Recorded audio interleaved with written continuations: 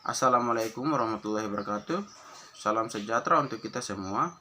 Yang saya hormati Pak Sudari SAG MPD selaku dosen pengampu mata kuliah wawasan pendidikan. Perkenalkan, nama saya Jarana Rindu Purwarin.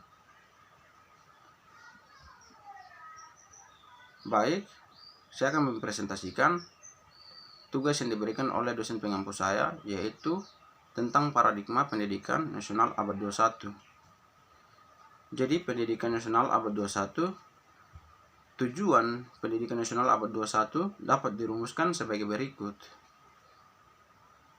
Pendidikan nasional abad 21 bertujuan untuk mewujudkan cita-cita bangsa, yaitu masyarakat bangsa Indonesia yang sejahtera dan bahagia, dengan kedudukan yang terhormat dan setara dengan bangsa lain dalam dunia global, melalui pembentukan masyarakat yang terdiri dari sumber daya manusia yang berkualitas, yaitu pribadi mandiri, berkemauan, dan berkemampuan untuk mewujudkan cita-cita bangsanya. Dengan kata kesejahteraan yang tercakup kesejahteraan spiritual, yang mungkin lebih tepat dikatakan sebagai kebahagiaan dalam kehidupan. Dalam kesejahteraan fisik, yang dapat pula dikatakan sebagai hidup yang berkecukupan. Baik, ada beberapa poin yang patut kiranya saya sampaikan terkait paradigma pendidikan nasional abad 21. Yang pertama, untuk menghadapi abad 21 yang makin syarat dengan teknologi dan sains dalam masyarakat global ini, maka pendidikan kita haruslah berorientasi pada ilmu pengetahuan, matematika, dan sains alam, disertai dengan sains sosial dan kemanusiaan, humaniora dengan keseimbangan yang wajar. Poin kedua, pendidikan ilmu pengetahuan bukan hanya membuat seseorang peserta didik berpengetahuan, melainkan juga menganut sikap keilmuan dan terhadap ilmu pengetahuan, yaitu kritis, logis, inventif, dan inovatif, serta konsisten namun disertai pula dengan kemampuan yang beradaptasi. Di samping memberikan ilmu pengetahuan, pendidikan ini harus disertai dengan menanamkan nilai luhur yang menumbuh kebanggaan sikap terpuji untuk hidup dalam masyarakat yang sejahtera.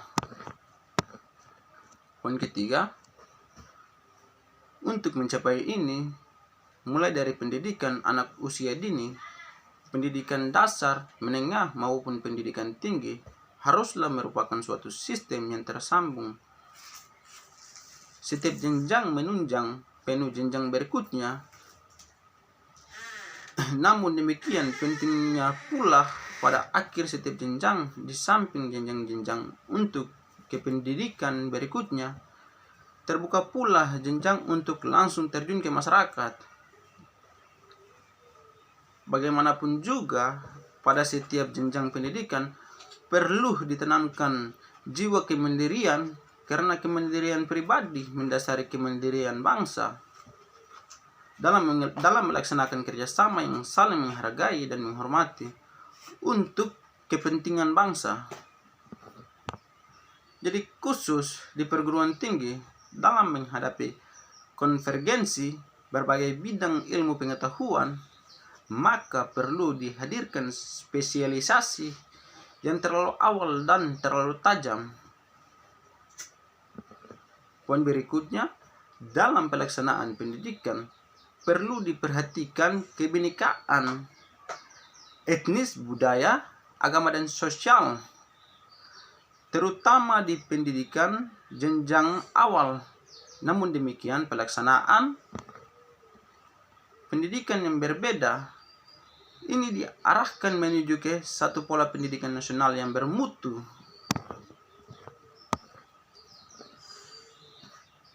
Jadi kesimpulannya adalah, dalam konteks paradigma pendidikan nasional abad 21,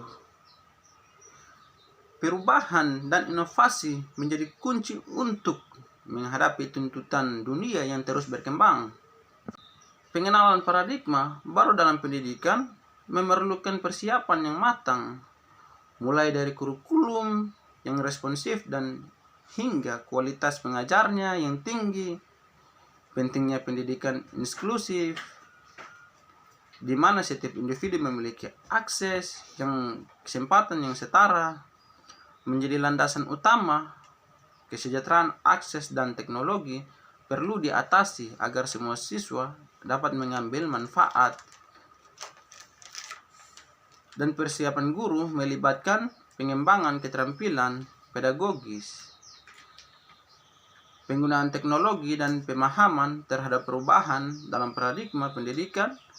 Meskipun terdapat resistensi terhadap perubahan, upaya untuk mengatasi ketidakpastian, memberikan pemahaman yang jelas, dan melibatkan semua pihak dalam membantu memfasilitasi transisi menuju pendidikan yang lebih relevan dan inklusif. Sekian presentasi dari saya. Wassalamualaikum warahmatullahi wabarakatuh.